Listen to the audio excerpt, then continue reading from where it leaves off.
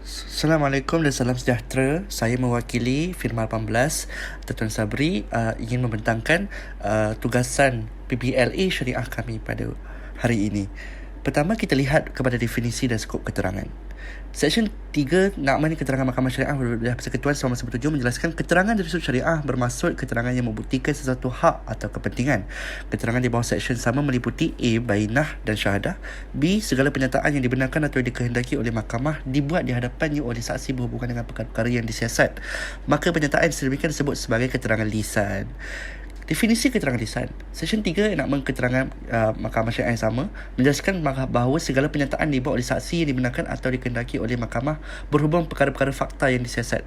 Enakmen keterangan mahkamah syariah menerima apa-apa keterangan yang diberikan di mahkamah dengan menggunakan lafaz asyhadu untuk membuktikan sesuatu hak atau kepentingan sebagai keterangan lisan. Kita pergi pada definisi saksi syahadah. Saksi telah definisikan sebagai tidak termasuk plaintiff, defendant dan orang tertuduh, di mana kesaksian merupakan sifat keterangan bagi seseorang saksi.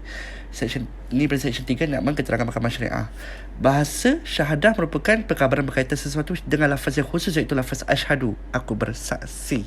Syahadah juga bermaksud menghadirkan penerangan atau khabar yang pasti seperti perkataan yang diucapkan melalui maklumat yang diperolehi oleh penyaksian. Dari segi istilah, syahadah telah ditakrifkan sebagai pemberitahuan yang bersifat benar tentang hak atau kepentingan orang lain yang diberikan di hadapan hakim menggunakan lafaz-lafaz tertentu yang bermaksud asyhadu. Kita pergi ke saksi bainah pula. Seksyen 3 Nakman Keterangan Mahkamah yang sama yang menjelaskan bahawa bainah bermaksud keterangan yang membuktikan sesuatu hak atau kepentingan, termasuklah qarinah.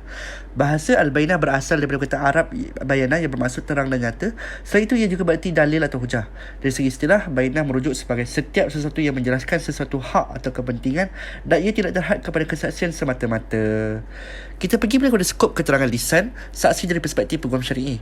Nama responden yang kami temubuat ialah Tuan Muhammad Reza bin Muhammad Rafi'i, berjawatan seorang peguam syar'i di firma guaman Chambers of Rafi'i Muhammad Syafi'i. Seksyen 83 1 Enakmen Keterangan Mahkamah Syariah Bila Persekutuan 1997 telah menetapkan syarat-syarat kelayakan bagi saksi di mana keterangannya boleh diterima sebagai syahadah, iaitu beragama Islam, sempurna akal balik, adil. Dan adil itu bermaksud seseorang yang menaikkan obligasi agamanya, melaksanakan kewajipan agama yang ditetapkan, mempunyai ingatan yang baik dan tiada tuhmah.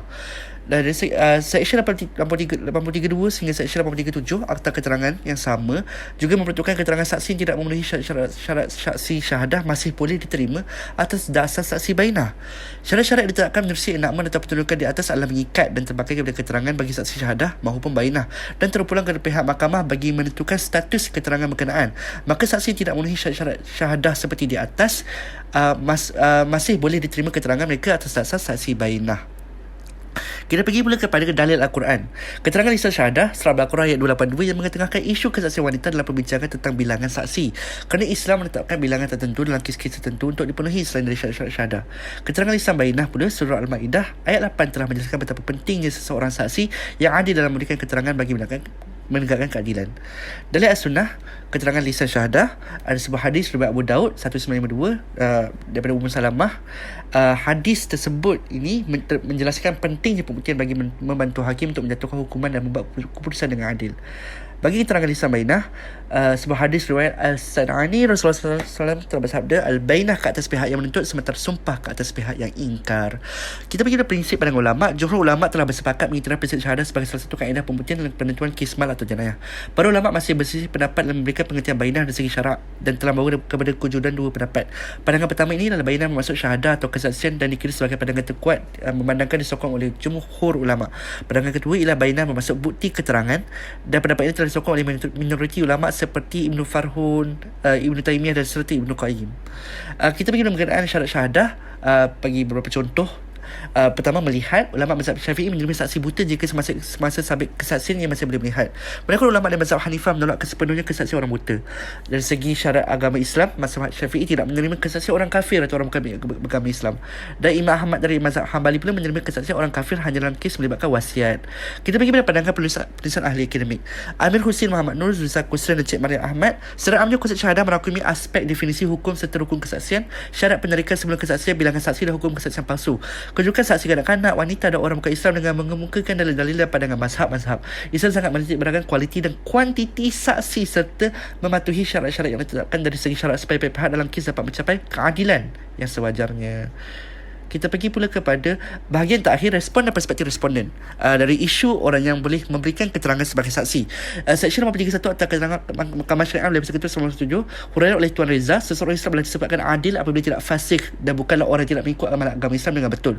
Seseorang individu yang menjadi adil jika dia menunaikan obligasi agamanya, melaksanakan kewajipan agama yang ditetapkan, menahan diri daripada melakukan dosa besar dan tidak terus-menerus melakukan dosa kecil. Seseorang transseksual misalnya tidak disebabkan adil kerana menukarkan jantina adalah satu perbuatan yang menentang agama Islam dan dosa besar. Maka jika seseorang transseksual hendak memberikan keterangan lisan kepada mahkamah, keterangannya jatuh di bawah kategori bayyinah. Itu saja daripada kami. Sekian, terima kasih.